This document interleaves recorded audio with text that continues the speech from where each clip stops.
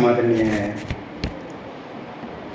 ഈ യോഗത്തിൻ്റെ അധ്യക്ഷൻ ഡോക്ടർ പി അയ്മൻ ഷൗക്കി അവരുടെ വളരെ വ്യത്യസ്തമായ നിരീക്ഷണത്താൽ MT അനുസ്മരണം തുടങ്ങിവെച്ച ബഹുമാന്യനായ ഷഹദ് ബിൻ അലി സർ അവരുടെ ഈ യോഗത്തിൽ നമ്മളെല്ലാം സ്വാഗതം ചെയ്ത അറിവയുടെ ലൈബ്രറിയൻ ശ്രീ ഷരീഫ് അവരുടെ എൻ്റെ മുന്നിലിരിക്കുന്ന പ്രിയപ്പെട്ട കൂട്ടുകാരെ, ഇവിടെ MTയെക്കുറിച്ച് നടക്കുന്ന ഒരു അനുസ്മരണ സമ്മേളനത്തിലാണ് നമ്മളിരിക്കുന്നത്. വളരെ വിശദമായി തന്നെ വ്യക്തിഗത അനുഭവം തൊട്ട് ഈ വിഷയത്തെക്കുറിച്ച് കൃത്യമായിട്ട് നിങ്ങളുടെ പ്രിൻസിപ്പൽ സംസാരിച്ചു. അദ്ദേഹത്തെ പോലെ MTയുമായിട്ട് നേരിട്ട് ഇടപഴകാൻ ഭാഗ്യം ലഭിച്ച ഒരാളൊന്നുമല്ല ഞാൻ. വളരെ ദൂരെ നിന്ന്, മറ്റും പലരും പറഞ്ഞ പോലെ വളരെ ദൂരെ നിന്ന് വിസ്മയത്തോടു കൂടി MTയെ നോക്കിക്കണ്ട ഒരാളാണ് ഞാൻ. വളരെ ചെറുപ്പം തൊട്ടേ അദ്ദേഹത്തിൻ്റെ പുസ്തകങ്ങൾ വായിച്ച ഒരാളാണ് ഞാൻ. അപ്പോഴൊക്കെ MT വലിയ വിസ്മയമായിട്ട് മലയാളികളുടെ ഒരു അഹങ്കാരം എന്നൊക്കെ പറയുന്നത് പോലെ നമ്മുടെ മുമ്പിൽ ഉണ്ടെങ്കിലും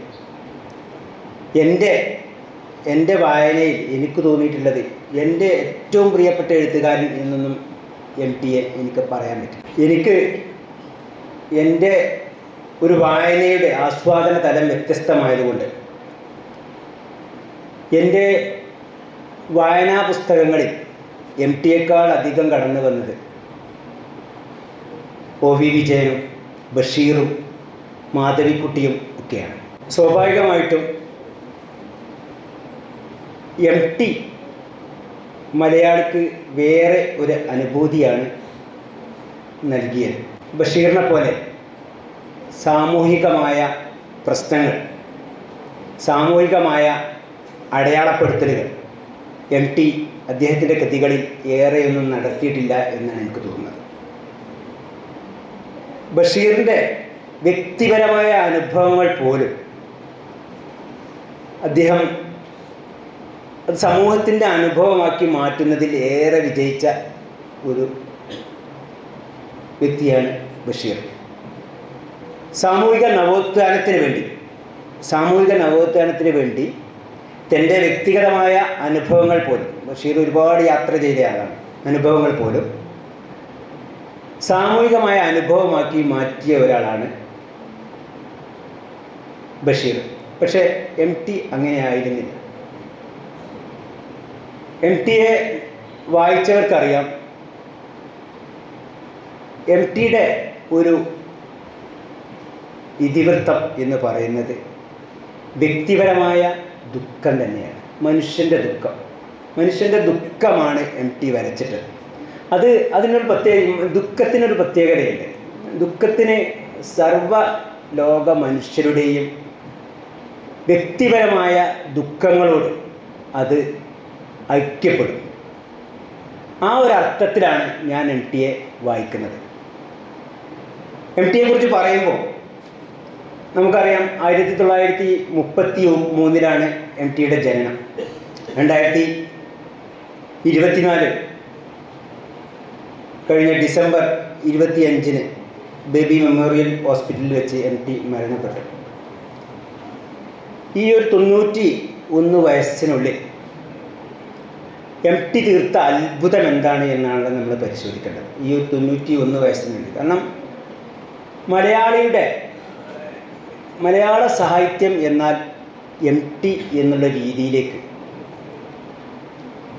മലയാള സാഹിത്യം എന്നുള്ളത് MT എന്നുള്ള ഈ രണ്ടക്ഷരത്തിലേക്ക്, അതിൻ്റെ മലയാള സാഹിത്യത്തിൻ്റെ ബൃഹത്താഖ്യാനം ലോക സാഹിത്യത്തിലേക്ക് കൊണ്ടുവരാൻ MTക്ക് സാധിച്ചു എന്നുള്ളതാണ്. MT എന്നുള്ള രണ്ടക്ഷരം മലയാളിയുടെ ഹൃദയമായി മാറിയത് എങ്ങനെ എന്നുള്ളതാണ് നമ്മൾ പരിശോധിക്കേണ്ടത്.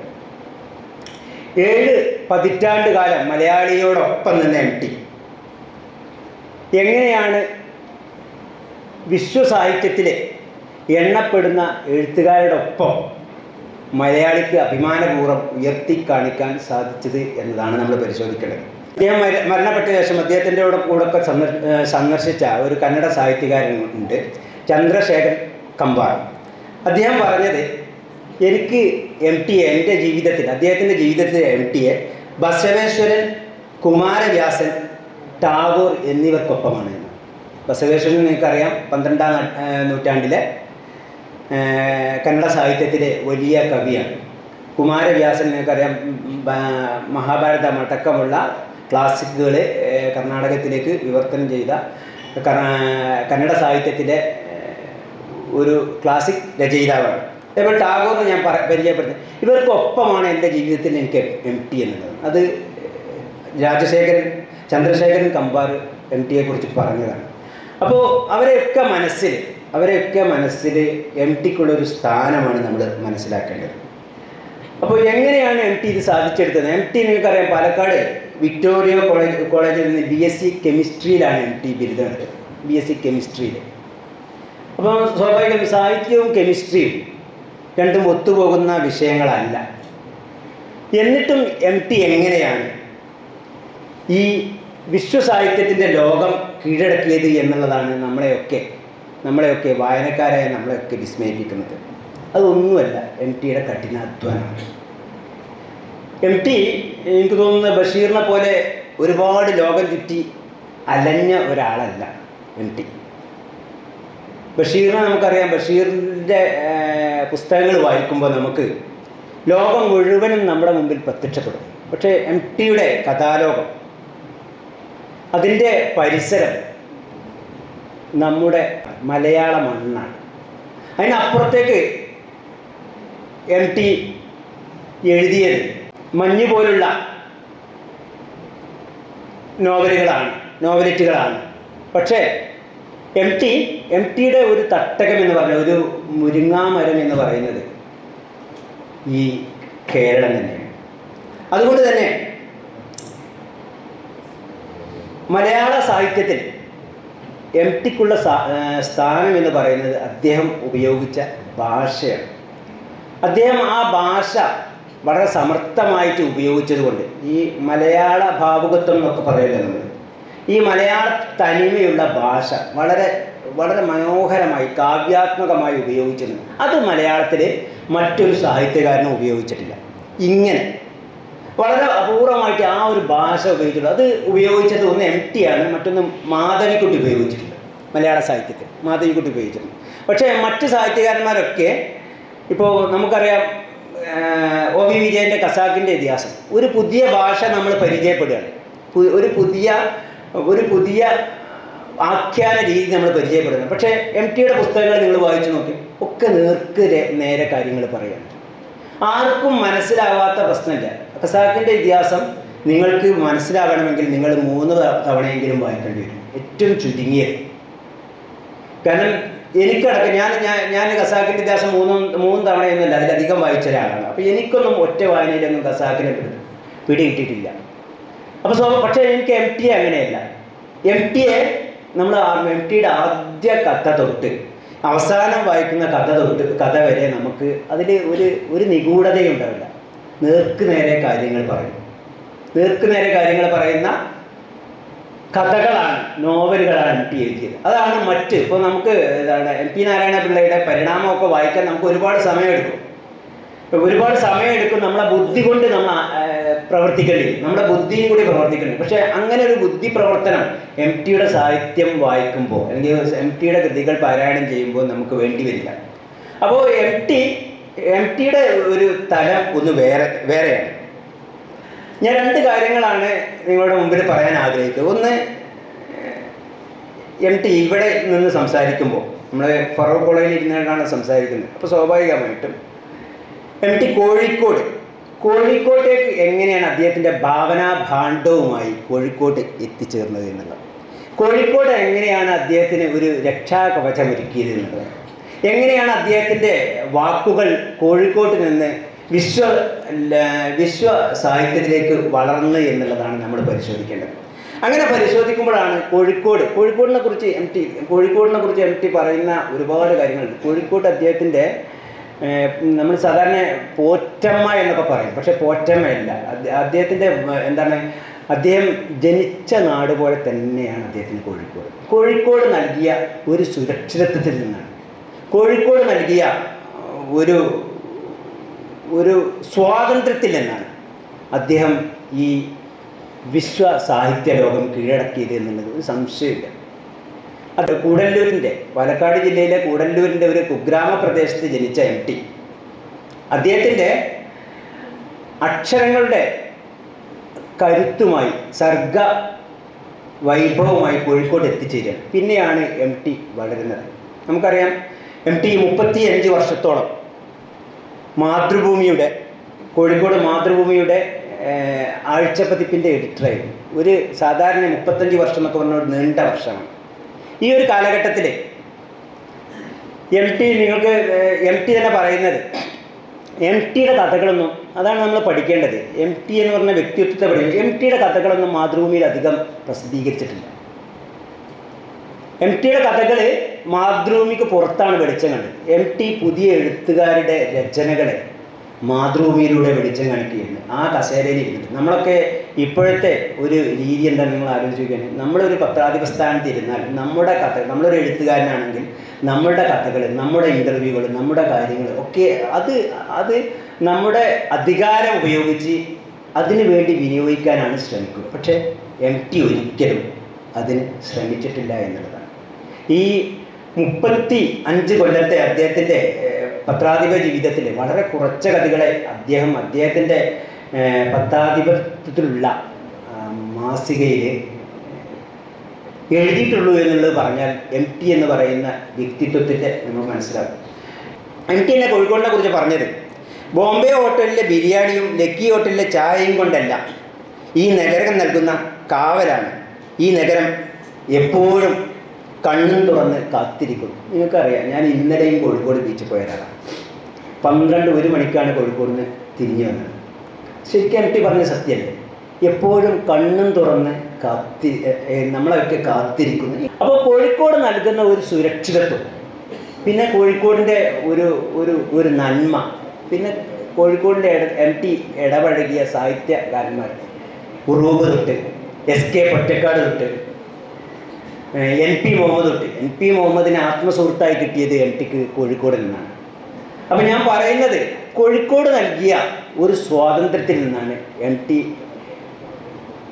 എം ടിയുടെ കൂടല്ലൂരിൽ നിന്നും കൊണ്ടുവന്ന വിത്ത് മുളച്ചതും അത് വിടർന്നതും അത് പരിലസിച്ചതുമൊക്കെ ഈ കോഴിക്കോടിൻ്റെ തട്ടകത്തിൽ നിന്നാണ്. അതുകൊണ്ട് കോഴിക്കോട്ടുകാരായ നമുക്ക് എം ടിയുടെ ഈ ഒരു വളർച്ചയിൽ ഏറെ പങ്കുണ്ട്, നമുക്ക് ആഹ്ലാദിക്കാൻ വകുപ്പുണ്ട് എന്നുള്ളത് മാത്രമാണ് എനിക്ക് പറയാനുള്ളത്. മറ്റൊന്ന്, എനിക്ക് രണ്ടാമത്തെ ഒരു കാര്യം എനിക്ക് പറയാനുള്ളത് എം ടിയുടെ ഒരു സാഹിത്യത്തിൻ്റെ സ്വഭാവമാണ്. ഞാൻ കോഴിക്കോട് എം ടി മിക്ക സിനിമകൾക്കും എം ടി തിരക്കഥ എഴുതിയത് കോഴിക്കോട്ട് നിന്നാണ്. കോഴിക്കോട് ലോഡ്ജ് മുറികളിൽ നിന്ന്, കോഴിക്കോട് വടക്കൻ വീരഗാഥ പിറവിയെടുത്തത് കോഴിക്കോടിൻ്റെ ഒരു ലോഡ്ജ് മുറിയിൽ നിന്നാണ്. ഇവിടെ നേരത്തെ പറഞ്ഞ ഇരുട്ടിൻ്റെ ആത്മാവ് എന്ന് പറയുന്ന ഭ്രാന്തൻ വേലായുധൻ എന്ന കഥാപാത്രം ഉണ്ടായത് കോഴിക്കോട്ടിൽ നിന്നാണ്. പക്ഷെ രണ്ടാമൂഴം കോഴിക്കോടല്ല. രണ്ടാമൂഴം ഉണ്ടായത് എനിക്ക് തോന്നുന്നത് അവിടെ പാലക്കാട് കൂടല്ലൂരിൽ നിന്നാണ് തന്നെയാണ് രണ്ടാമൂഴം ഉണ്ടായത്. അപ്പോൾ അതേപോലെ നേരത്തെ സാർ ഇവിടെ പറഞ്ഞ പള്ളിവാളും പൊൻചിലമ്പും എന്ന് പറയുന്ന കഥ ഉണ്ടായത്, നിർമ്മാല്യം എന്ന് പറയുന്ന സിനിമയ്ക്ക് കഥയായി വർത്തിച്ച ആ കഥ ഉണ്ടായത്, തിരക്കഥ ഉണ്ടായതൊക്കെ കോഴിക്കോട് നിന്നാണ്. അപ്പോൾ കോഴിക്കോട് എം ടിക്ക് വലിയ ഒരു ആകാശമാണ് നൽകിയത് കോഴിക്കോട്. ഞങ്ങൾക്കറിയാം, കോഴിക്കോടിൻ്റെ കടൽ തീരത്ത് നിങ്ങൾ നിൽക്കുമ്പോൾ അവിടുത്തെ കടലിരിമ്പത്തിന് ഒരു നാദമുണ്ട്, ഒരു ശബ്ദമുണ്ട്. അത് സത്യത്തിൽ വിലാപത്തിൻ്റെ ഒരു ശബ്ദമാണ്. നിങ്ങൾ കോഴിക്കോട് എപ്പോഴെങ്കിലും കോഴിക്കോട് ബീച്ചിൽ പോയിട്ട് കോഴിക്കോടിൻ്റെ തീരത്തിരുന്ന് തിരമാലകൾ കടലിനെ ഉമ്മ വെക്കുന്ന ആ ഒരു അവസരത്തിൽ നിങ്ങളൊന്ന് കാതോർത്ത് നോക്കും. മഹാസങ്കടങ്ങളുടെ ഒരു നേർത്ത നാദം, നിലവിളി നിങ്ങൾക്ക് ആ തിരയിൽ നിന്ന് കേൾക്കാം. നിങ്ങൾ മൗനമായിട്ടിരുന്നിട്ട് കോഴിക്കോടിൻ്റെ മണൽത്തരിയിൽ ഇരുന്നിട്ട് കോഴിക്കോടിനെ നിങ്ങൾ ഒരു ഒരു ഒരു വല്ലാതെ എത്ര ആൾക്കൂട്ടത്തിൻ്റെ ഇടയിലും ഒരു മൗനം നിങ്ങൾക്ക് കോഴിക്കോട് കാണാൻ പറ്റും. നിങ്ങൾക്ക് നോക്കിയാൽ നിങ്ങൾ എം ടിയുടെ കൃതികളിലും അതന്നെ ഉള്ളൂ. എം ടിയുടെ നിങ്ങൾ മുഴുവൻ എല്ലാ കൃതികളും നിങ്ങളുടെ പരിശോധിച്ച് നോക്കി, സങ്കടങ്ങളുടെ മഹാകടലാണ് എം ടിയുടെ. അതായത് ഈ സങ്കടങ്ങളുടെ മഹാകടലാണ് എം ടിയുടെ മുഴുവൻ കഥകൾ. മൗനവും സങ്കടങ്ങളും നിറച്ച ഒരു കഥയാണ്, ഒരു വലിയ ഒരു ഇതാണ്. നിങ്ങളുടെ എം ടിയുടെ ഏത് കഥാപാത്രം നിങ്ങളെടുത്തോളൂ, നിങ്ങളുടെ ഏത് കഥാപാത്രം എടുത്തോളൂ. നിങ്ങൾ നിർമാല്യത്തിലെ വെളിച്ചപ്പാടായിക്കോട്ടെ, അതേപോലെ അസുരവിത്തിലെ ഗോവിന്ദൻകുട്ടി ആയിക്കോട്ടെ, നാലുകെട്ടിലെ അപ്പുണ്ണി ആയിക്കോട്ടെ, കാലത്തിലെ സേതു ആയിക്കോട്ടെ, സുമിത്ര ആയിക്കോട്ടെ, ഏത് കഥാപാത്രവും നിങ്ങളെടുത്തോളൂ, സത്യത്തിൽ ദുഃഖമല്ലാതെ ഒന്നും പറയാനില്ല. കാരണം എന്താ വെച്ചാൽ ലോക സാഹിത്യത്തിലെ മുഴുവൻ കൃതികളും നിങ്ങൾക്ക് അറിയാം, നിങ്ങൾ ഒക്കെ വായനക്കാരാണ്. സോഫോക്ലിസിൻ്റെ ഈഡിപ്പസ് ഒക്കെ വായിച്ചാൽ നമുക്ക് ആ പുസ്തകം കരയുക എന്നൊന്നും പറയാൻ പറ്റില്ല. നമുക്ക് ഒരു വിങ്ങലോട് കൂടിയല്ലാതെ ആ പുസ്തകം നമുക്ക് എടുത്തു വെക്കാൻ പറ്റില്ല. അത് നമ്മളെ നിരന്തരം വേട്ടയാടിക്കൊണ്ടിരിക്കും ഈഡിപ്പസ് ഒക്കെ വായിച്ചാൽ. അതേപോലെ എം ടിയുടെ ചില കഥകൾ വായിച്ചാൽ നമുക്ക് ഈ സങ്കടം എല്ലാ കഥകളിലും ഉണ്ട് സങ്കടം. അതുകൊണ്ട് മാത്രമായിരിക്കണം എം ടി ഇതുപോലെ വിശ്വസാഹിത്യകാരൻ എന്നുള്ള ഒരു മേൽവിലാസത്തിന് കയ്യൊപ്പ് ചാർത്താൻ ഇടയായി. കാരണം എന്താ വെച്ചാൽ ഒരു ലോക സാഹിത്യത്തിൽ നിങ്ങൾ എടുത്തോ, എല്ലാ കൃതികളും എടുത്തോ, ഒതെല്ലോ അടക്കമുള്ള ഷേക്സ്പിയറിൻ്റെ കൃതികൾ, ട്രാജഡികൾ ഒക്കെ എടുത്തോ, ഏത് പുസ്തകങ്ങളും എടുത്തോ, അതൊക്കെ നമുക്ക് എണ്ണം പറഞ്ഞ പുസ്തകങ്ങൾ. ഏറ്റവും അവസാനം നമ്മളെ ഗബ്രിയേൽ മാർക്വസിൻ്റെ നിങ്ങൾ മക്കണ്ടോ ഇതിവൃത്തമാക്കിയ കഥ വരെ എടുത്തോ, ഏകാന്തതയുടെ 100 വർഷങ്ങളടക്കം എടുത്തോളൂ. നിങ്ങൾ അതിലൊക്കെ നിങ്ങൾക്ക് ദുഃഖമല്ലാതെ, മനുഷ്യൻ്റെ മഹാസങ്കടങ്ങളല്ലാതെ ഒന്നും പറയാൻ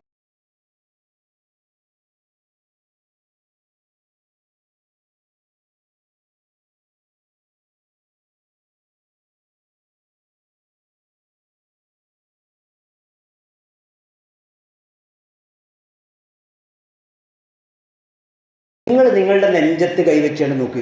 നമ്മളൊക്കെ ഒരുപാട് സങ്കടങ്ങൾ പേറുന്ന ആളുകളാണ്. ഒരുപാട് സങ്കടങ്ങൾ. മനുഷ്യ മനസ്സ് എന്ന് പറഞ്ഞാൽ മഹാസങ്കടങ്ങളുടെ ഒരു കടലാണ് മനുഷ്യ മനസ്സ്. അങ്ങനെ സങ്കടങ്ങൾ പേറുന്നതല്ലാതെ അതിന് വീണ് കിട്ടുന്ന നിമിഷങ്ങളെ നമുക്ക് സന്തോഷമുള്ളൂ. നമുക്ക് എന്തൊന്നും ആലോചിച്ച് നോക്കി. നിങ്ങൾക്ക് ഒരുപാട് സങ്കടങ്ങൾ, നമ്മൾ ചെറിയ ഉദാഹരണങ്ങൾ ആലോചിച്ച് നോക്കിയാൽ മതി. നമുക്ക് ഇഷ്ടമുള്ള ഭക്ഷണം കഴിക്കാൻ പറ്റാത്തതിൻ്റെ സങ്കടം, നമുക്ക് ഇഷ്ടമുള്ള ഭക്ഷണം കഴിക്കാൻ പറ്റാത്തതിൻ്റെ സങ്കടം, ആണുങ്ങൾക്ക് ആണുങ്ങളതായുള്ള സങ്കടം, പെണ്ണുങ്ങൾക്ക് പെണ്ണുങ്ങളായുള്ള സങ്കടം, ഇത് പറന്ന് നടക്കാൻ പറ്റാത്തതിൻ്റെ സങ്കടം. അങ്ങനെയൊക്കെ ഒരുപാട് സങ്കടങ്ങൾ മനുഷ്യർ ഉണ്ടാകും പല അർത്ഥത്തിൽ. നിങ്ങൾക്ക് ആലോചിച്ച് നോക്കി, നമ്മുടെ സ്വപ്നങ്ങൾ നമുക്ക് മനസ്സിലൊക്കെ ഒരുപാട് സ്വപ്നങ്ങളുണ്ടാവും അല്ലേ?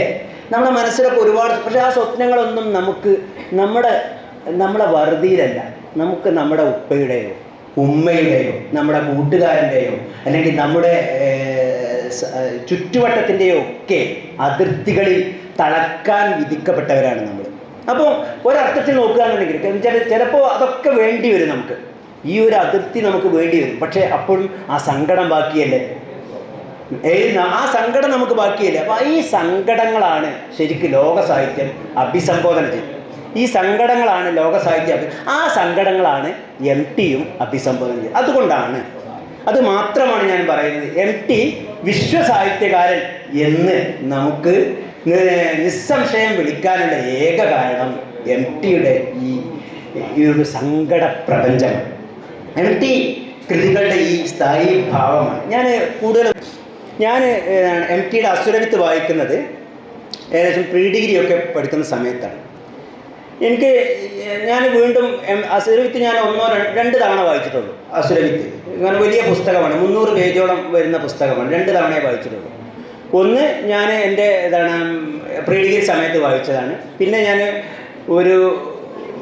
വീണ്ടും ഒരു 10-15 കൊല്ലത്തിന് ശേഷം വായിച്ചു. പക്ഷേ ഇപ്പോഴും എനിക്ക് കഥാപാത്രങ്ങളൊന്നും എനിക്ക് വലിയ ഓർമ്മയൊന്നുമില്ല. പക്ഷേ 2-3 ചിത്രങ്ങൾ എനിക്ക് എപ്പോഴും ചിത്രം വരച്ചപ്പോൾ കുത്തി നിൽക്കുന്നുണ്ട്. അതിൽ ഒന്ന് കുഞ്ഞിരക്കാർ എന്നുള്ള കഥാപാത്രമാണ്. കുഞ്ഞിരക്കാർ എന്നുള്ള കഥാപാത്രമാണ്. ആ കുഞ്ഞിരക്കാരൻ്റെ അതിൽ ഗോവിന്ദൻകുട്ടിയാണ് കഥാപാത്രം. ഗോവിന്ദൻകുട്ടി മതം മാറിയിട്ട് വരുന്ന സന്ദർഭം. ഗോവിന്ദൻകുട്ടി മതം മാറുന്നുണ്ട്. ഗോവിന്ദൻകുട്ടി എല്ലാവരും നാട്ടിലും വീട്ടിലും ഭ്രഷ്ട് കൽപ്പിക്കപ്പെട്ട ആർക്കും വേണ്ടാത്തവനായി എന്താ പറയുക, വളരെ നിഷ്കാഷിതനായി അലയുന്ന ഒരു കഥാപാത്രമാണ്. സങ്കടങ്ങളുടെ ഒരു വലിയ ഒരു ഇതാണ്. ആ ഗോവിന്ദൻകുട്ടി ഒരിക്കൽ മതം മാറി വരുന്നുണ്ട്. ഒരിക്കൽ വീട്ടിൽ നിന്നും നാട്ടിൽ നിന്നും പുറത്താക്കിയപ്പോൾ കയറിക്കിടക്കാൻ ഇടം കൊടുത്തത് കുഞ്ഞിരക്കാരാണ്. കുഞ്ഞിരക്കാരാണ്. എല്ലാവരും ലോകം മുഴുവൻ തള്ളി പറഞ്ഞപ്പോഴും അഭയം കൊടുത്തത് കുഞ്ഞിരക്കാരാണ്. പക്ഷേ മതം മാറി ഗോവിന്ദൻകുട്ടി വന്നപ്പോൾ കുഞ്ഞിരക്കാർ സ്വന്തം വീട്ടിൽ സ്ഥാനം വരില്ല. മതം മാറി വന്നപ്പോൾ നോക്കിയത് കുഞ്ഞിരക്കാർ എന്നുള്ള കഥാപാത്രം നമ്മളെയൊക്കെ ചിന്തിപ്പിക്കുന്ന ഒരു കഥാപാത്രമല്ല. കുഞ്ഞിരക്കാരൻ്റെ ലോകം അതല്ല, ഇസ്ലാമിലേക്ക് ആളക്കൂട്ടലല്ല കുഞ്ഞിരക്കാരൻ്റെ ലോകം. അതെ, ആ കുഞ്ഞിരക്കാരാണ് സ്വന്തം എനിക്ക് ഓർമ്മയില്ല, ആ കുഞ്ഞിരക്കാരാണ് സ്വന്തം ഒരു പ്രിയപ്പെട്ട ഇവിടെ ആരോ മാനഭംഗപ്പെടുത്തിയപ്പോൾ അയാളെ കൊന്നിട്ട് ആ കത്തിയുമായി വന്നിട്ട് പറയുന്നത്, ആ വെട്ടുകത്തിയുമായിട്ട് കണ്ണൂർ ജയിൽ ആണുങ്ങൾക്കുള്ളതാണ്. കണ്ണൂർ ജയിൽ ഇപ്പോഴും എനിക്ക് ആ വാക്കാണ് എനിക്ക് ഓർമ്മ. എനിക്ക് ഭയങ്കരമായിട്ട്, കാരണം വെച്ചാൽ കണ്ണൂർ ജയിൽ ആണുങ്ങൾക്കുള്ളതാണ്. അത് എനിക്കൊന്ന് മലയാളത്തിൽ അങ്ങനെ ഒരു കണ്ണൂർ അത് അങ്ങനെ ഒരു മുസ്ലിം കഥാപാത്രം മലയാളത്തിൽ നിങ്ങൾ ഒരു നോവലിലും കാണില്ല. കണ്ണൂർ ജയിൽ ആണുങ്ങൾക്കുള്ളതാണെന്ന് പറയുന്ന ഒരു കഥാപാത്രം. അതേ കുഞ്ഞിരക്കാരാണ് ഈ ഗോവിന്ദൻകുട്ടിയുടെ കൂടെ അവിടെ മാറാ വ്യാധി പടർന്നു പിടിച്ചപ്പോൾ മയ്യത്തുകൾ കബറടക്കാൻ കൂടെ നിൽക്കുന്നത്. കാരണം ആരും തൊട്ട് തിരിഞ്ഞു നോക്കാനില്ലാത്ത മാരകമായ വ്യാധി പടർന്നു പിടിച്ച സമയത്ത് മയ്യത്തുകളൊക്കെ ആരും കുഴിച്ചിടാനില്ലാതെ അടക്കം ചെയ്യാനില്ലാതെ ഇങ്ങനെ കിടന്നപ്പോൾ തൻ്റെ ദൗത്യം അതാണ് എന്ന് അവസാനം തിരിച്ചറിഞ്ഞ ഒരു ഗോവിന്ദൻകുട്ടിയെ നമുക്ക് അസുരവിത്തിൽ കാണാം. അപ്പോൾ അസുരവിത്ത് എന്ന് പറയുന്നത് നമ്മൾ ആ രീതിയിലാണ് വായിക്കുന്നത്. അതുപോലെ തന്നെ എനിക്ക് MTയുടെ ഞാൻ അമ്മമാരെ കുറിച്ച് മലയാളത്തിൽ ഒരുപാട് കഥകൾ വന്നിട്ടുണ്ട്. മാധവിക്കുട്ടിയുടെ അമ്മയൊക്കെ വളരെ പ്രസിദ്ധമാണ്. ബഷീറിൻ്റെ അമ്മ അതിപ്രശസ്തമാണ്, നമുക്കറിയാം. വളരെ കഷ്ടപ്പെട്ട് എവിടെയോ കഴിയുന്ന മകന് വേണ്ടി ദിവസവും ചോറ് വിളമ്പി കാത്തിരിക്കുന്ന ബഷീറിൻ്റെ അമ്മ നിങ്ങളൊക്കെ വായിച്ചിട്ടുണ്ടാവും. പക്ഷേ അതിലൊന്നും പെടാത്ത രണ്ട് അമ്മയുണ്ട്. ഇത് നിങ്ങളെവിടെയും കേട്ടിട്ടുണ്ടോ എന്ന് എനിക്കറിയില്ല, കേൾക്കാൻ സാധ്യത കുറവാണ്. രണ്ട് അമ്മയുണ്ട്. ഒന്ന് MTയുടെ മാതാവ് എന്ന് പറയുന്ന ഒരു കഥയാണ്. MTയുടെ മാതാവ് എന്ന് പറയുന്ന ഒരു കഥ. അതിൽ എന്താ സംഭവം വെച്ചാൽ, മുഹമ്മദ് എന്ന് പറയുന്ന ദല്ലാൾ ഒരാളെ തൻ്റെ ശരീരസുഖത്തിന് വേണ്ടി വേറൊരു വീട്ടിലേക്ക് കൊണ്ടുപോവുക. ശരീരസുഖം പൂർത്തീകരിക്കാൻ വേണ്ടിയിട്ട് വേറൊരു വീട്ടിലേക്ക് കൊണ്ടുപോവുക. അങ്ങനെ ആ വീട്ടിലേക്ക് പോകുമ്പോൾ ആ വീട്ടിലേക്ക് എത്തി അവിടെ ആ ഉമ്മക്ക് 2 പെൺമക്കളുണ്ട്. അപ്പോൾ ഇളയവളെ അദ്ദേഹം സ്വന്തമാക്കിയിട്ട് മുറിയിൽ അദ്ദേഹത്തിൻ്റെ രാസലീലകൾ ആരംഭിക്കുന്ന സമയത്ത് തൊട്ടപ്പുറത്ത് മുറിയിൽ നിന്ന് ഞരക്കമാണ്, കരച്ചിലാണ് തൊട്ടപ്പുറത്ത്. അപ്പം ഇയാൾക്ക് അസ്വസ്ഥതയായി. അപ്പോൾ എന്താണ് ഇത് ചോദിക്കാൻ, പല്ലുവേദനയാണ്, മോണ പഴുത്തിട്ടുള്ള കരച്ചിലാണെന്നൊക്കെ പറഞ്ഞു. പക്ഷേ ഇയാൾക്ക് ഭയങ്കര അസ്വസ്ഥത. ഈ കരച്ചിൽ പിന്നെ ഒരു കുഞ്ഞിൻ്റെ കരച്ചിലായിട്ട് മാറി. അവിടെ നിന്ന് അത് കഴിഞ്ഞ് ഇയാളുടെ കാര്യങ്ങൾ കഴിഞ്ഞ് തിരിച്ചു പോരുന്ന സമയത്ത് മുറ്റത്തേക്ക് നോക്കുമ്പം ഒരു കൈക്കോട്ടിങ്ങനെ ഒരു പറമ്പിലിങ്ങനെ കിടക്കുന്നുണ്ട്. എന്നിട്ട് എന്തോ മണ്ണിട്ട് മൂടുന്നുണ്ട്. അതിങ്ങനെ ദൂരെ ഒരു നിഴൽക്കാഴ്ചയായിട്ട് ഇങ്ങനെ കാണുന്നുണ്ട്. അപ്പോൾ അതിങ്ങനെ കണ്ടപ്പോൾ വീണ്ടും ഇയാൾക്ക് അസ്വസ്ഥയാണ്. പിന്നെ ഇയാൾ 10 രൂപ നോട്ടെടുത്ത് ആ ഉമ്മക്ക് കൊടുക്കുകയാണ്. അപ്പോൾ ആ ഉമ്മയുടെ കയ്യിൽ ചോരയാണ്. 10 രൂപ നോട്ട് കൊടുക്കുമ്പോൾ ആ ഉമ്മയുടെ കയ്യിൽ ചോര. അതാണ് മാതാവ് എന്ന് പറയുന്ന കഥ. എന്താണ് ചോര, എങ്ങനെയാണ് ചോര എന്നൊക്കെ നിങ്ങൾ ആലോചിക്കുക. ഉമ്മയുടെ കയ്യിൽ ചോരയാണ്. ഇത് ബഷീറിൻ്റെ മാതാവ്, ഒരു ഉമ്മ അല്ലെങ്കിൽ ഒരു അമ്മ, അല്ല ബഷീറിൻ്റെ MTയുടെ അമ്മ അല്ലെങ്കിൽ ഉമ്മ എങ്ങനെയാണ് മലയാളിയുടെ മനസ്സിൽ പ്രതിഷ്ഠിക്കപ്പെട്ടത്. നമ്മൾ സാധാരണ കാണുന്ന ഉമ്മയല്ലല്ലോ അത്, നമ്മൾ സാധാരണ കാണുന്ന മാതാവ് അല്ലല്ലോ അത്, അല്ലേ? അല്ല, സ്വന്തം മകളുടെ ഭ്രൂണത്തെ കുഴിച്ചുമൂടാൻ വിധിക്കപ്പെട്ട ഒരു മലയാള മാതാവ്. അതേ ഒരു കഥ നിങ്ങൾ എം ടിയുടെ ബഷീറിൻ്റെ ശബ്ദങ്ങളിലുണ്ട്. അമ്മയുണ്ട്, ഒരു അമ്മയുണ്ട്, അത് നടുക്കുന്ന അമ്മയാണ്. ഇതേപോലെ ഒരു റെയിൽവേ സ്റ്റേഷനിൽ നമ്മളെ കഥാപാത്രം റെയിൽവേ സ്റ്റേഷനിൽ ഇങ്ങനെ നിൽക്കുന്ന സമയത്ത് ഒരു കുട്ടിയുണ്ട് പ്ലാറ്റ്ഫോമിൽ, ഒരു ഇരുണ്ട ഭാഗത്ത്, ആരും ഇല്ലാത്ത ഭാഗത്ത് ഇങ്ങനെ ഒരു കുട്ടിയുണ്ട് കരഞ്ഞിങ്ങനെ കരയുന്നത്. കുട്ടി ഇങ്ങനെ കടന്ന് കരയുന്ന സമയത്ത് നമ്മുടെ ഈ കഥാപാത്രം ഒന്ന് ചെന്ന് നോക്കും. കുട്ടിയെ മുഴുവൻ ഉറുമ്പ് കടിച്ചിരിക്കുക, മേലൊക്കെ ഉറുമ്പ് കടിച്ചിരിക്കുകയാണ്. കുട്ടിയെ ചെറിയ ചോര പൈതലാണ്. അപ്പോൾ ഇയാൾ ഈ കുട്ടിയെ എടുക്കുകയാണ്. കുറച്ച് കഴിഞ്ഞിട്ട് ഈ കുട്ടിയുടെ അമ്മ ഒരു മറവിൽ നിന്ന് വരികയാണ്. അമ്മ ആരാന്ന് ഞാൻ പറയുന്നില്ലല്ലോ. മറവിൽ നിന്ന് വരിക എന്ന് പറയുമ്പോൾ തന്നെ നിങ്ങൾക്ക് മനസ്സിലാവും. മറവിൽ നിന്ന് വരികയാണ്. മറവിൽ നിന്ന് വന്നിട്ട് കുട്ടിയെ നോക്കിയിട്ട് കാണുന്നില്ല. കുട്ടിയെ കിടത്തിയ സ്ഥലത്ത് കുട്ടിയെ കാണുന്നില്ല. ഉടനെ ഇവിടെ ഭയങ്കര അപ്പോഴാണ് നമ്മുടെ അമ്മയുടെ ഒരു വെപ്രാളം കാണുന്നത്. ഇതിങ്ങോട്ട് കുട്ടിയെ, അപ്പോൾ ഈ ഒരു വൃദ്ധനായ വിരൂപനായ ആളുടെ കയ്യിൽ തന്നെ കുട്ടി. അപ്പോൾ ഈ അമ്മ വിചാരിച്ച ഈ കുട്ടിയെ കട്ടുകൊടുത്ത് ഇയാളെ കൊണ്ടുപോകണം. അമ്മ വേഗം കുട്ടിയെ വാങ്ങിയിട്ട് ഇയാൾ ഒരൊറ്റ ചവിട്ടാണ്. എന്നിട്ട് കുറച്ച് മാറി നിന്നിട്ട് കുട്ടിക്ക് പാല് കുടിക്കണം. അപ്പോഴാണ് അമ്മയുടെ മുലഞ്ഞെട്ടിൽ ഒരു ഉറുമ്പ് കെട്ടിക്കുന്നത്. അപ്പോൾ അമ്മയ്ക്ക് മനസ്സിലാവാണ് എൻ്റെ മകന്, എൻ്റെ കുട്ടിയുടെ മേലാസകല ഉറുമ്പാണ്. ഈ വൃദ്ധനായ വഴിയാത്രക്കാരൻ ഈ ഉറുമ്പിൽ നിന്ന് എൻ്റെ കുഞ്ഞിനെ രക്ഷപ്പെടുത്തി. രണ്ടമ്മയാണ്. മലയാള കഥാസാഹിത്യത്തിലെ 2 അമ്മമാരാണ്. ഇത് ശരിക്കും എന്നെ എപ്പോഴും വേട്ടയാടുന്ന 2 അമ്മമാരാണ്. അപ്പം ഞാൻ പറയുന്നത് ഇതേപോലെ മനുഷ്യരുടെ ദുഃഖങ്ങൾ വാക്കുകൾ ഇത്രയേറെ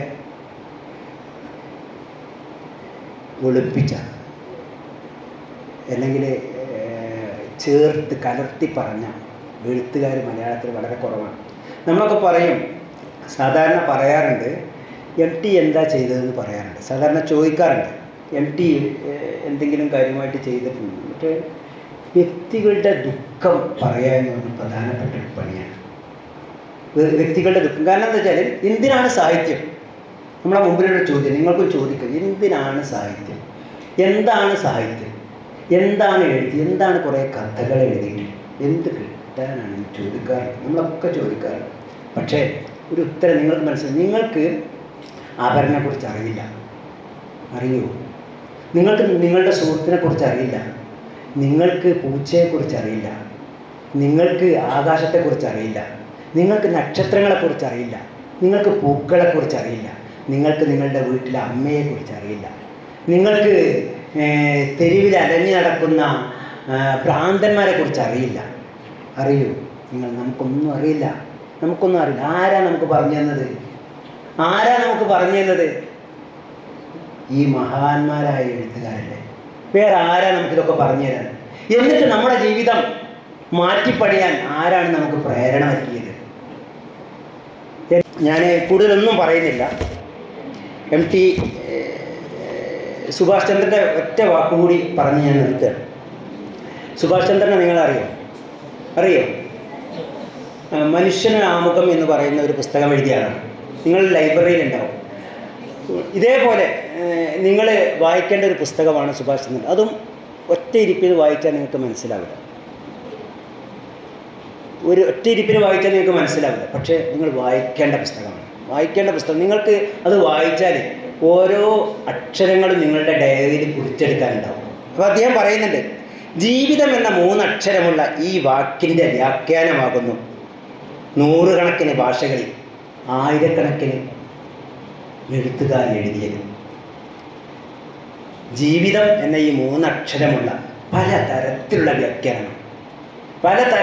വ്യാഖ്യാനമാണ്. നമ്മുടെ മാത്രം ജീവിതമല്ല, ഇവിടുത്തെ പക്ഷികളുടെ, ഇവിടുത്തെ മരങ്ങളുടെ, ഇവിടുത്തെ മറ്റ് ജീവികളുടെ, മനുഷ്യരുടെ ഒക്കെ ഈ 3 അക്ഷരം, ജീവിതം എന്ന 3 അക്ഷരത്തിലുള്ള പല ആംഗിളിലുള്ള വ്യാഖ്യാനമാണ് എഴുത്തുകാരൻ എഴുതിയത്.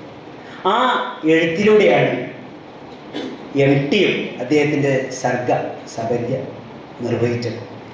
ആ എഴുത്താണ് ജീവിതത്തെ പല ആംഗിളിൽ തീർത്തായ എഴുത്താണ് എം ടിയെ എം ടി ആക്കി തീർത്തത്.